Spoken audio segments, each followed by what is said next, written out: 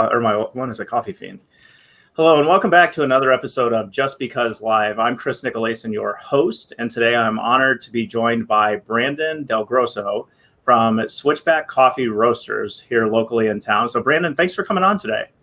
Oh, glad to be here. Glad to be here. Yeah, very excited to hear your story today. So the way I generally like to start is if you can give everybody a little bit of background, talk to us about where you came from, where you grew up, and kind of what brought you out here to Colorado Springs.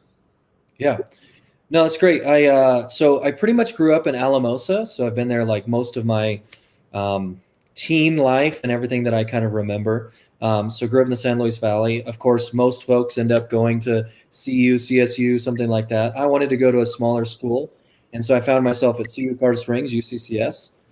Moved up here in about 2000. So I've pretty much been here for 20 years, minus a three-year short stint for grad school in Portland, Oregon, from 7 to 10. So 17 years I've been in Colorado Springs. That's what brought me here. And it was really just a love to go to a city that wasn't too crazy, a college that wasn't too large. Yep. I just felt like it was going to be a better fit for me, and loved my experience here. Found myself working at different organizations, got my first coffee job at a large coffee company that shall not be named. No, just kidding. But got my first exposure, at the Bucks, right? Just like most people in coffee. Yep. And then moved to Portland, Oregon to get my grad degree. So I actually have 2 master's degrees. One is in teaching, and so that was my thought, as I thought I'd be a teacher. Okay. So we moved back to Colorado because my folks were still here. They live north of Denver now. Okay. And then my wife's folks are in Monument. So we wanted to move back around the Front Range somewhere, and then ended up back in Colorado Springs, which is a whole journey about how I ended up not being able to find a teaching job, lived in my in-laws' basement, was on food stamps, reffing for the Y with 2 master's degrees and trying to figure out what the heck am I supposed to be doing. Yeah. And so in the process, I had nothing but time, and I fell in love with coffee in the last part of my time in Portland. And there were local roasters here, but there was just this element of that specialty, high-end, direct trade type coffee. I was really passionate about that. I'm like, well, what would it look like? I had nothing but time. So a friend of mine was home roasting, and so he and I dreamed up this plan. And to be honest, Switchback's what's rooted me more to this city. I mean, we've now been roasting for 10 years, so I can tell you more about that journey. But that's kind of how I ended up in this city and have stayed here. Oh, that's interesting. So, and just one piece of back. So it's interesting because I have an undergrad in communications, but then ended up going to get my teaching degree as well. Taught for a couple years, and I thought, I was inspired by guys like Ron Clark and Ray Festwith and all these other teachers, and this is the path, right? Yeah. And it's funny though, life sometimes takes you and you go here to here, and it just it takes you down different paths and roads, and so life is a series of pivots. I feel like rather than I get to a thing and I look down the cliff and I'm like, oh, okay, I guess I got to turn back. It's like usually it's okay, now I need to pivot a different direction. Yes, and we were talking about business a minute ago too. I'm not sure if you've ever read Essentialism, but there's this cover that Essentialism has, which is ideally we want life to be like the circle, right? But it ends up being that first one, doesn't it? Like you're just like, holy, yeah, it's just a little crazy. So I taught 3 years as a middle school teacher. Really? Eventually pivoted into some other stuff. So yeah. Okay, so I've substituted middle school one time. Okay. And holy camoly, man, I tell you, I think middle school teachers are a special breed, and I commend them more than anyone else. I've had 2 daughters, like we were talking about beforehand, that have gone through middle school. And I told our kids, now that they're older, I'm like, kids in middle school, like they become aliens for a while. Yeah. Personalities are different. And then you get them back after middle school. It feels like your kids come back to you and you're like, okay, here we go. Well, there was an element that I loved about middle school, and that they just like brain chemistry now has finally started to critical think. Right. So being able to hit kids at 7th and 8th grade is that this was the first time they'd really started to think deeply about topics. And as a history teacher, I loved that. Let's talk about why we did what we did. You have these 2 choices. People die either way, the big wars and things like that. Right. How do you make that decision? And for them to start wrestling through ethical and moral dilemmas, and that was really fun for me because it's just light bulbs, going on. Very, yeah. Yeah, I just found, at least for me, I was like, I found the boys to be kind of gross, and then the girls to be like, they're kind of hitting those like mean girls moments at times, and you're just like, that is the tricky part about middle school for sure. yes, yes. Okay, so then let's talk for a minute. So then you work at a coffee company down here that shall not be named. But Sure. The one thing I know about that company in a lot of ways is from a business standpoint, they've got some things in place that can be. So are there things that you took away from there ultimately that you look back on now going, it helped me working here to start out? Yeah, I mean, so as my first exposure with coffee, right? I Right. knew I liked black coffee. I think that's why the gal hired me, because to be honest, most people who go in don't get black coffee. They get all the other drinks. Yep. So she saw me as an opportunity of someone that could sell the beans because I was so passionate about coffee. Mm-hmm. But the problem is I was so passionate about coffee that my manager was like, tell them about two and get them through the line, like kind of thing. And I'm like, I want to tell you about every coffee and all the notes. And so, but they have this great opportunity for training. They had these black apron kind of things back then where you just got to learn more about coffee, pair, things like that. And so, yes, it whet my palate for what could a space be and how could we talk about coffee. Nice. And again, that helped me springboard.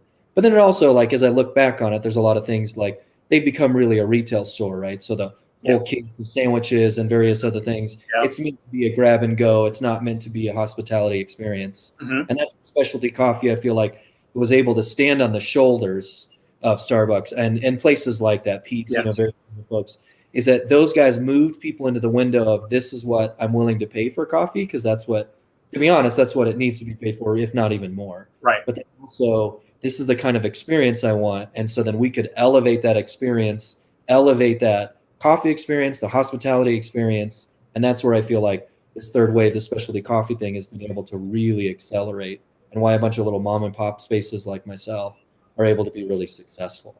So then going to Portland, and was that where you kind of really were able to kind of see some of those specialty experiences and go, and something started formulating within you going, I could really see this start working in a certain way down in Colorado? Yeah, I mean, because I worked in I was like a recruiter at our school there while I was there. And so my whole purpose was to host people. And so I would host folks and take them to a coffee shop, take them to a local place, because Portland is like hyper local. If you don't deliver just up the block, then you're not local, And there's some beauty and challenges of that. Of course, they've become a little astronomical beyond what's actually sustainable to live there. So I'm glad I'm not there anymore. But there's an element where just being able to walk down to the coffee shop and that kind of stuff. And so I started tasting Stumptown and some other local roasters. And then it wasn't until the very, very end, really like the last 6 months, where someone took me to a roastery. And they kind of like, all of a sudden I was like, wait, that here, whoa, and even the Stumptown one in Seattle, I visited that one where I got to see the roaster, where the roaster invited us up to the roastery, talked about what he was doing. Nice. It was that whole experience that I was like, okay, there's something different here that I'm now just starting to learn, And so I'd known about coffee, but then it was like, there's so much more. I mean, everything, right? That once you learn more, you realize how much you don't know. And it's Absolutely. like every arena of every aspect of life, the little bit you start to scratch the surface, you realize you don't know, which keeps hopefully you in a humble posture. Oh, absolutely. It gets you excited every day. So then I was telling you before we got on that I'm actually not a coffee drinker. I am a person, though, too, that enjoys going to a coffee shop to meet and mingle with friends and have conversations. My daughter, my youngest daughter, who's in school right now, she is a coffee fiend. I think if we could hook up IV to her, and she is a black coffee person, doesn't like all this stuff in it. So then as a novice, like you're talking about, because as somebody that doesn't, how would you approach somebody new? Because I've done keto where they talk about drinking bulletproof coffee, and it's just one of those things where I'm like, how do I get to this, even though I know it's something that could be really good for me? So how would you kind of introduce somebody like myself into that coffee world? Yeah, I mean, it's one of those things that once you start to get more knowledge, pretensions can easily come. And that's one of the things that so our slogan is excellent coffee for everyone. So we want to make a space where excellence can always happen, but everyone is there. So part of that is the safe space and other things there, but it's like how we talk about coffee. So we have a lot of folks come in and say, hey, I want a macchiato. Yep. And so real quickly we say, well, here we serve a traditional macchiato. That means espresso marked with a little bit of milk. And so it's a smaller drink. Is that what you're looking for? And you can start to see that like, okay, so what you were probably looking for was something icy, sweet, creamy, thinking of the caramel macchiato. And they're like, yes, that's what I'm looking for. And I said, so if you want that warm, that's our brown sugar latte, because we make our brown sugar in-house. It's very caramely. Or an iced brown sugar latte. So if you were looking for something iced, or we have a signature beverage we call the 50-50. That's kind of that realm where it's sweet, creamy. And so it's, again, talking to the guest and pulling that out of them, right? What has been in your exposure? And so if somebody comes in and says, hey, I need to buy a bag of beans. Well, what do you look for in your coffee? Are you looking for something chocolatey, or do you like stuff that's fruity and acidic? What are you looking for? And they're like, I'm looking for more of like a dark roast. And so it's not a shaming thing. It's like, let's educate each other. Let's help walk through this process. Well, then our Institute Street blend is like that caramel chocolate one. That's your everyday drinker. It's what we always have on drip. I'd recommend that one. Okay. And so it's just being able to talk to people about and using the language that they're familiar with while giving them the reason why we do what we do. So it's like, so when somebody comes up, we steam our milk at a lower temperature. And people are like, this isn't hot at all. And we're like, well, the reason why is that with science and milk fats, if you get it too hot, the fat separates from the milk and becomes watery. And so that's why it doesn't mix with the espresso and it's not as sweet as it would taste. So we did that purposeful, but I would be glad to make you your extra hot. Just ask for hot next time. We would be glad to do that. So let me remake that for you. Yeah. And so we remake it for them, but then we also give them a little tidbit of education. Like, this is why we're doing what we do, because once those cells break apart, it's actually not as sweet. It doesn't taste as good. And so we're purposeful in what we're doing. So it's a small bit of education while also honoring what people would want. So I don't know if that kind of answered your question. No, I think so, absolutely. And I'm loving what you're talking about, because here, even at the firm, we talk a lot about education and empowerment. Like, we want to be able to educate our clients on what the process is, on how we go about working a case. And then we want to be able to empower them so that they can make decisions on their own as we kind of walk down that path with them. So, I mean, the things you're hitting on are spot on from a customer service standpoint. Yeah. And I think it's vital, instead of just saying, no, this is the box that we're in and it's all we do, and we can't go outside of this box, to not only that education actually helps either people kind of come into that lane, or for you guys to be able to adapt to their lane as well. I think it's huge. Well, and that's an excellent coffee for everyone, because, again, like, we actually just talked about this and reminded all of our staff of this again, this last team meeting, is that you can have the best coffee, you can have the best aesthetic and everything like that, but if the hospitality is crap, they will never want to come back. Right. We've all experienced places where the hospitality was killer and then the product wasn't that good, and we still had a great experience. And so, again, it's got to be mixed with the hospitality experience while also the excellence. So again, that's an excellent coffee for everyone. We're trying to balance both of those pieces. Oh, okay. Yeah. And I'm a giant foodie, and I'm somebody too that's worked in restaurants for a long time. Okay. And I think it goes both ways. I agree with you. You've got to have a really great product, and that's got to be delivered, you know, like you're saying, excellently each time that we go out to each person. But that excellent expectation can be different. It can be subjective per the individual. Yeah. But then, as long as your service is consistent every time, and we're doing what we can to take care of the customer's needs at that point, I think that is really where you can excel. And it's what people come back for. You know, a lot of times you'll find people will come back to your place for what? Not even necessarily the coffee, even though that's what they're getting. They're coming back to say hello to a member of your staff, because it's like seeing a friend and things like that. Yeah. That's and for how you felt, right? I mean, I experienced that at the larger chain, right, where somebody would come and says, I only like it when such and such makes my coffee. Yep. Consistency has to be the key with that too, that every single person you encounter, every person that makes that drink, has to be that same standard of excellence. And there might be, you know, small things, but like has to be that same standard so that you get the same experience every time that you're there. Absolutely. Okay. So then let's talk about, right, you come back from Portland and then you come back down here to the Springs, and then, you know, you start formulating an idea. How did you get from like the idea to actually the execution of opening up your own shop? Well, I'm super impulsive, so we just did it really fast, which I wouldn't recommend. I don't have a business degree, so I've been figuring a lot out. It's more like ready, fire, aim, you know, kind of thing. Yep. And so really it was just kind of sitting down with a friend. We pitched someone to give us a tiny loan. We bought a tiny air roaster, so it was just 8 pounds at a time. We bought 3 bags of coffee, So the initial was 2 different bags of coffee and a decaf. Our first holiday blend had decaf in it. Don't tell anybody. Oh wait, we're live.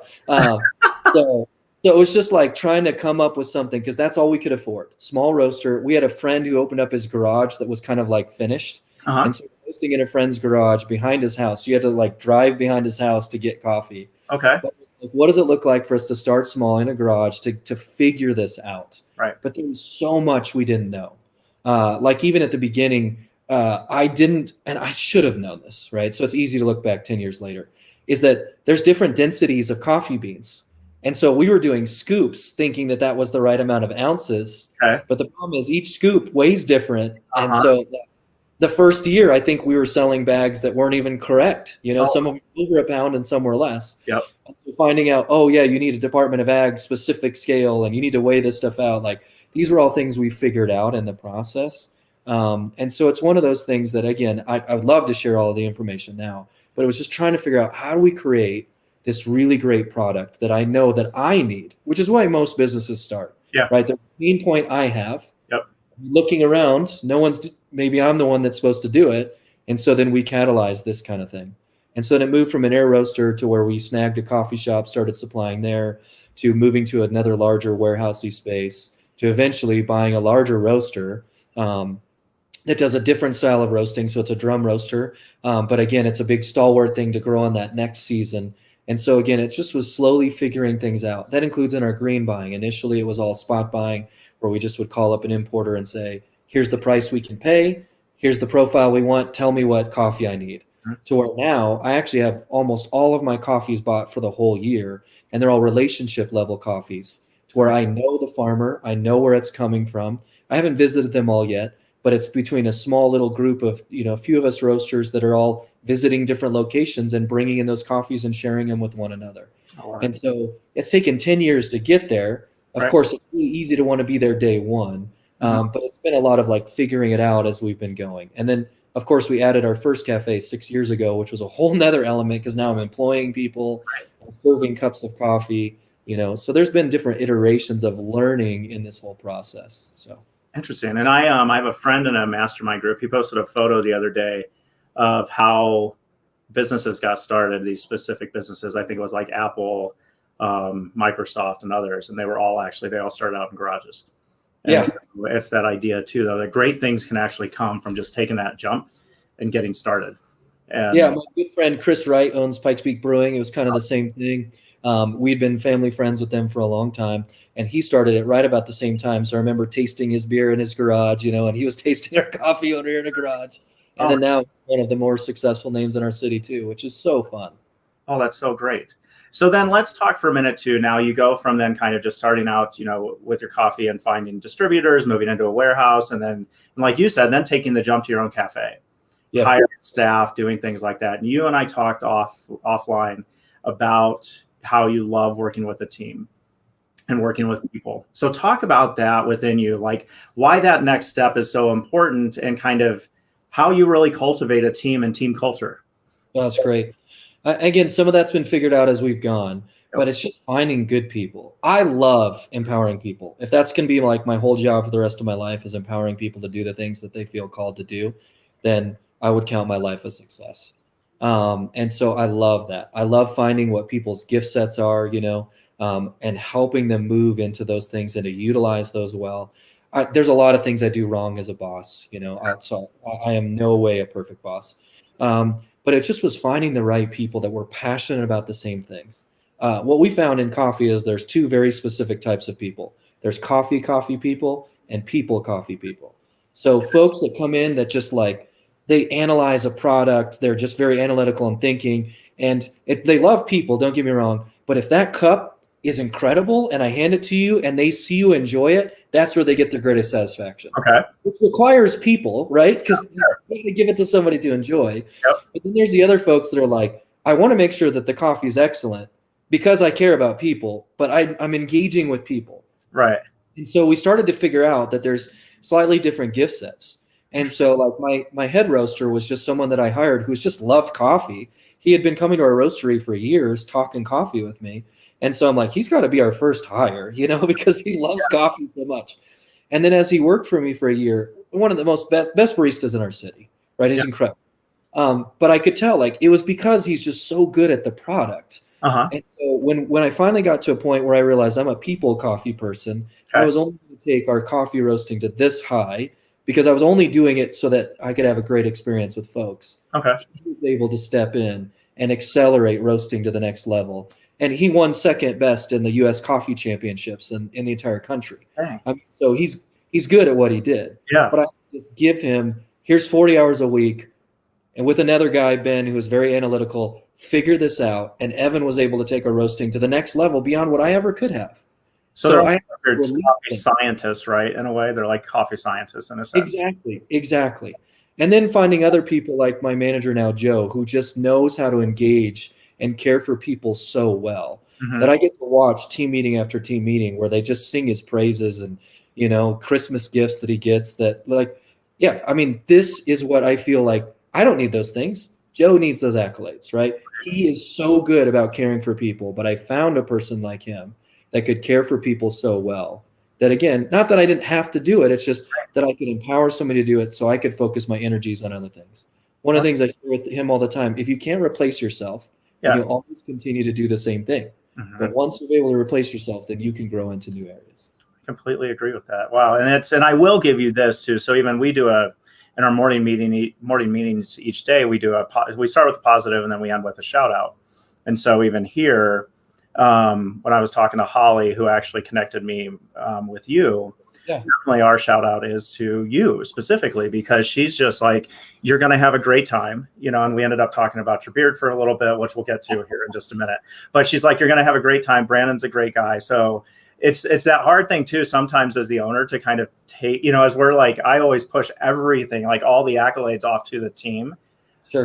But it's, you know, she was even saying, she's like, there's something infectious about you, that place, you know, Switchback Coffee Roaster. She's just like, she loves that place and had nothing but great things to say about it. And so it's a huge piece, I think, too, of something that you built.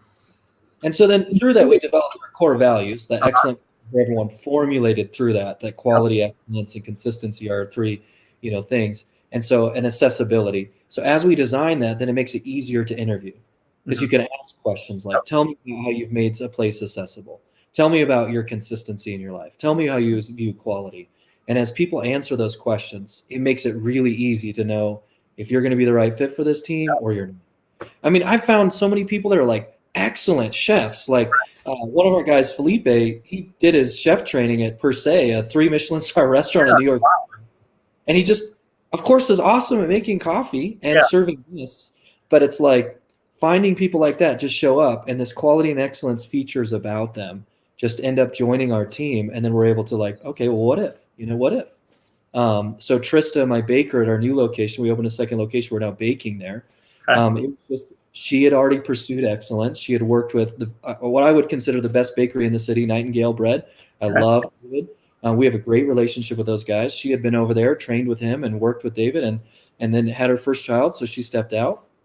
And then I just said, hey, what are the chances we could call you out of retirement? Because I know that you believe in the same things. Right. And she's coming in 2 days a week, setting all the tone for the bakery. But it's, again, same core values, same push for excellence. And then, again, local and other things that I learned in Portland, which we could talk about, too, if you want. No, and you're hitting on things, too, where so somebody that started out kind of just taking a risk, you know, out of a garage and now pushing it out where you've got these things that are like, you know, people in the right seats on the bus. You've got core values. You've got a mission statement. You've got all these things that I think a lot of companies lack, but it's so needed because you can then talk, you know, like one that we use here, even in our interviewing, is we need people that are going to be very detail oriented and organized. So that as an interview question, I'll just ask them, can you, if I were to walk into your house right now and go into your bedroom closet, describe to me what it looks like, walk me through that. Because then if I've got somebody who's just got stuff everywhere, then obviously that person's not going to have that like detail-oriented piece. And so there's always these little ways to find that out that fit within the culture and core values of who you are. And I just, I'm loving what I'm hearing because it's those things that really drive who you guys are day in and day out. And you've got to like live that piece of it, you know, and kind of instill that within your people. But it's also too that culture that keeps the level up here. So then even as you hire more people and somebody doesn't rise up, to that level, then they're going to ultimately select out because you just go, they're not the right fit. They're just going to know that the culture's not going to be there for them. Oh, you're building something amazing. Yeah, and we haven't had people that have stayed with me for all 10 years. I mean, that's really, I'd love to create a place where it's longevity. So I'm still running myself in that realm of people that want to view themselves as a professional when it comes to coffee. Yep. I tell my staff that coffee is the one industry that promises so much that it can't deliver, because everybody sees coffee as like, I want to stay in coffee for my career. Right. And these jobs are really small and very few at this time. And so I will eventually be there in 10 years from now. But I'm like, I only have one manager spot, and so there's limited spots. So people that get to 2 to 3 years, they want to keep growing. And there's certain elements of still trying to figure out, how do I keep them growing and staying here where they can be the best BA barista that they could ever be, be great at serving and feeling good and making enough, that they're feeling good about that without feeling the need to move to some managerial role that they may not even be a good fit for. Right. The roastery, everybody thinks, roasting is so sexy. Like, I want to just, move into the roastery, but it's like, it takes a very specific skill set. Right. And we almost ask people we basically take them to take a pay cut to move over there so that they know it's something that they really want to do. Yeah. And probably they can't pay them the same amount of money that we're making in the cafe, but it's just this element of, what does it look like it's an analytic kind of mind. Mm-hmm. And so you're going to stand at the roaster all day looking at a screen. Are you going to actually really enjoy that or not? Right. And that's the one challenge about coffee that, again, some point, we'll have multiple cafes and there'll be other ways for you to grow. I don't know, but we'll see. Kind of like that district manager type thing or something where you're over a couple stores, things like that. So let's talk for a minute then too, because one thing I'm curious about is there's the what I would call like the keurig culture. And yourself then being a local coffee owner, what's your take then right now on on the Keurig culture and the pods and things like that? Yeah, I mean, convenience, I hate to say this, but convenience is I would say the killer of most everything quality. I'm sorry to say that, but I mean, it really is quality in relationships, those kind of things. Convenience is one of those things that's a very American culture that if I can get it fast, then that's going to work better, because we always try to pack way too much in our schedules. So that can be relationships, products, whatever. But to actually be intentional about the coffee you buy, where you buy it from, why they buy the thing that they do. Same thing with your local food sources and things like that. All of that is so much better for you, health-wise, everything like that. But it takes intentionality, it takes time. And I want to get people to be able to do that. I kind of went off a little bit of your question, but how do we kind of help people think that way? Well, number one, if you're buying Keurig K-Cups, there's an environmental concern with that, number one. And two, you're actually paying twice of the coffee per pound than if you bought it at MySpace. Really? I don't know. I have a friend that's a local roaster here that basically whenever somebody comes up and grabs a bag and puts it on the counter and says, oh, well, I just drink K-Cups. This is for a friend. He'll actually double the price and say it's $32 a pound. And they're like, whoa, this coffee's so expensive. And he's like, oh, well, you're willing to pay $32 a pound for K-Cups. I figured you'd be willing to do that for a local shop here. Right. And it's all to make a point. I'm not going to do that. But I find it fascinating that people don't actually even look into it, because it's just easy to grab something at Costco, or even your $8 for 2 pounds. Right. If you actually walk back $8 a pound, so that makes it like $4, or I think it's $8 or $10 for 2 pounds, right? So that makes it $5 a pound. Okay, now imagine what that roastery's got to make. So that makes it this much a pound. True. And then let's start actually adding the import exports and everything like that. Mm-hmm. Those guys are paying probably C market prices or less than C market prices, and are actually contributing to putting farmers out of business. The average age of farmers is 65. That's in every agricultural thing, not just coffee. Right. But like, how do we get the coffee farmers' kids to continue what their parents have put all this time and energy into? It's got to be paying more for coffee, and then understanding where it's coming from and how we're not contributing to, people going out of business. Right. And so again, the convenience is the killer of all of that market process and so many other things that fit in there. And I understand it's nice to be able to just hit a button, to knock that out. And there's a lot of great machinery that you actually can do a high quality cup that way. Yeah. But I would encourage you to consider and be really intentional about the things that you buy, why you buy them, and start small. If it's just buying a bag of coffee from someone, or, okay, I'm going to start sourcing all of my meat locally. I'm going to connect with a farmer. I'm going to get a quarter of a cow. There's so many different ways where you can support local things, where all that money stays in our economy here. And then also will accelerate the health and wellness of yourself as well. And start small. Like, you don't have to just overnight change all that, because there is a financial cost, but there's a reason for it. And I enjoy being able to make those partnerships as well. Perfect. Well, and Brandon, listening to you there's a passion like in your voice in listening to you. And one thing too that I want you to talk about for a minute then is like, this is not your only job or only calling that you've got right now too. And I can tell then, listening to you right now, how this other career path and calling really fits in with the way you talk and how passionate you are about it. So can you talk to everybody too about what else you do? Yeah. So I'm also a pastor in the city. I'm a pastor of a church downtown. And so I love being able to sit down with people, help them discover their gift sets. So very similar. Yep. And realize that, and so as that, see that God created them and fashioned them with specific gift sets that is for the world. That actually is our purpose. It is environmental. It is all those other things.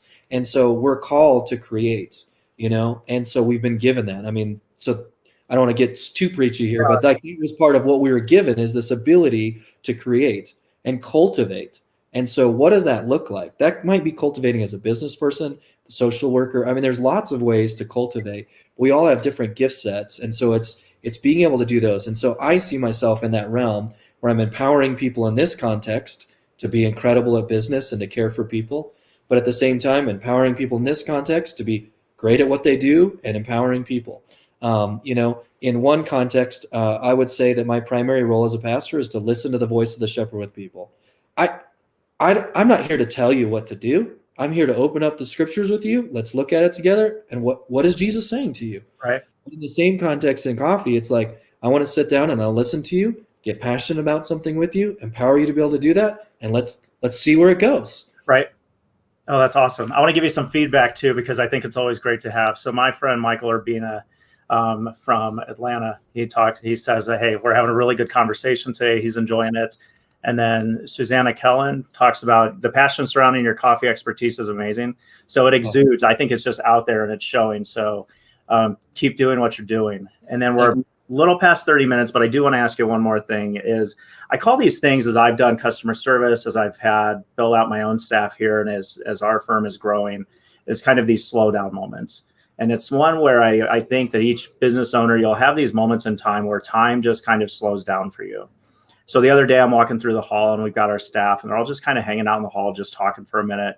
And for me, I didn't say anything and I just kind of walked by, but I had this like slow down moment where you're kind of like, this is the moment in time I've got to remember, like when things get tough, when things like that happen. So do you have those moments, not only with your staff, but also with customers, as you like step back to just watch and observe from where you started to now? And can you talk about that for a minute? Yeah, I'm trying to think of some very specific slowdown moments. I mean, one of the slowdown moments was, like you said, like I mentioned earlier, when we went to US Coffee Champs. It was our first year ever going. We had a guy that was competing for us with brewers. He actually was from Denver, but it's a great relationship. And so he competed for us for brewers. We had a person on our staff that was competing in barista and like I said, Evan in the roaster. Nice. And so when we went up, I mean, we'd never competed before. We didn't really know. We thought we were doing some good things. Yeah. So to walk out with 6th in barista, 2nd in roasting, and like 12th, I think it was, in brewers at our first year competing, right. Was like, yes. Yeah. That moment where such excitement was there, and you're like, wow, what could we actually become? Colorado Springs, I feel like, is one of the best coffee cities you've never heard of. I mean, our great friends at Loyal, it's been fun because they're competing in the same level and winning national awards. And it's just been so fun to be that city. And I think one of the moments too was in my conversation with them. 3 of those owners had worked for me before and empowering them, like their roaster didn't arrive on time. Right. And got an opportunity where they reached back to us and they said, hey, we have all these accounts, but no roaster. Can we come roast on your roaster? It's an easy way to be like in this moment where competition is like, yes, it's fine, Right. But that's not what this is about. And so we said, yes. And so, yeah, they paid us a little bit to work on it, but it was really like, hey, we just want you guys to use it for free. Like, we want to be able to partner together. Let's elevate this city. And Yes. I remember a distinct moment having a conversation with their roaster, Bevan, who used to work for me. And it was just like, this is what God's called me to do. Like, we're supposed to give these resources away. And Loyal's doing awesome. And it's so fun, right? So this is, we rise ships, together. So those are a couple of moments. And what's great though too is this though, right? Is Loyal can do awesome and Switchback can do awesome too. It's not because Loyal does awesome and Switchback has to do poorly. You both can do very, very well. There's enough out there for everyone. And that's what's amazing about it. We have a shortage of in our city. We need more cafes. Yeah. And we have plenty of nationally known roasters that could supply you with every training and everything. But there's just tons of pockets of our city without cafes. Mm-hmm. So if anybody wants to catalyze something, talk to me. I would love to do that. But there's this element of needing to kind of grow. And to be honest, I think the pandemic was a season where, we had to flex. We became a grocery store. All the cleaning procedures, and our favorite thing is hospitality. One of the things that we do is we bring water to the table and serve guests. So we're kind of like that mixed, come in, grab it at the till, and then go sit down, and then we serve you everything. We bring rolled silverware and everything like that to your table in water and pour you glasses and fill that. All that went away. So this whole hospitality thing that we just absolutely love to do went away. So how do we create that hospitality environment in the midst of it? And there's been struggles, like my staff for the first whole month were in a really challenging mental state because every person who came in was like, are we all going to die? It's are you guys going to make it? And that's every conversation that they were having every day. It was hard. And so again, injecting positivity into that and saying, this is why we do what we do. And we pay for mental health sessions for our staff. Like that's one of the things that we do. I can't do full medical benefits yet, but at least we're trying to do some things like that. And so just making sure that my staff felt really good. But then walking out of 2020 and all the reflection back now at the beginning of 2021 and looking at it and saying, I'll be honest, look at all that God did and provided for us in that. But at the same time, just looking back on it and saying, wow, look at what we've built as a part of community. The community showed up. Yes. Our coffee bean sales were up 150% from the year over year. Wow. And that's just because when people couldn't come and get their cup, they came and got a bag. Nice. And that's evidence where you can look back and say, okay, it seems like we've done something well. Right. That people were so intentional to come get a bag of coffee in order to keep our business open. I'm incredibly grateful for Colorado Springs and all the people that jumped in and championed. But again, it's that, I guess I could call it community equity that we were able to kind of cash in on last year, where we were able to see all that we've given away, all that we've created, all the things that we've done.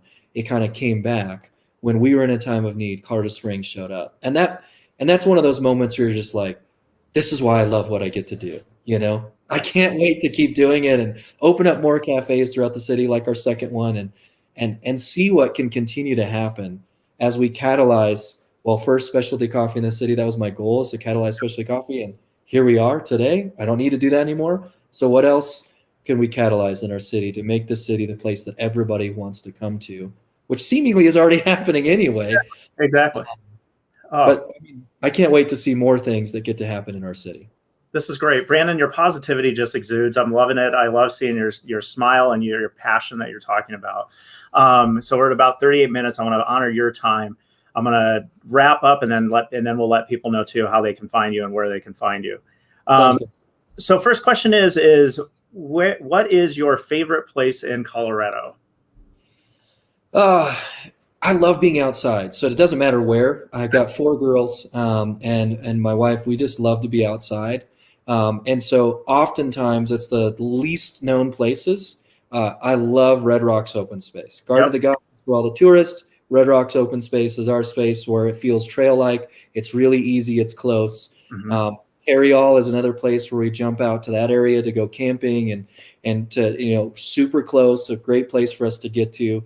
My oldest is 10 now. So at some point I'd love to start doing a little bit more camping, 14ers, things like that. Yeah. But I need to get a little more healthy to be able to hit 14,000 foot, but anything outside, you'll find us out there all the time. So excellent. And then second question is, if you were not doing this today, owning Switchback and being a preacher, what would your dream job be? I think I'm in it, like I love engaging with people. I want to catalyze higher quality, the food things, the local connection with farmers and things like that, which is hard. Colorado's not the place that everything grows so easily. But I want to continue to cultivate that kind of thing. In any way that I can help other local small businesses look at their business plan, look at those kind of things that I've learned by making tons of mistakes and losing a lot of money. I've not really made very much money on this endeavor.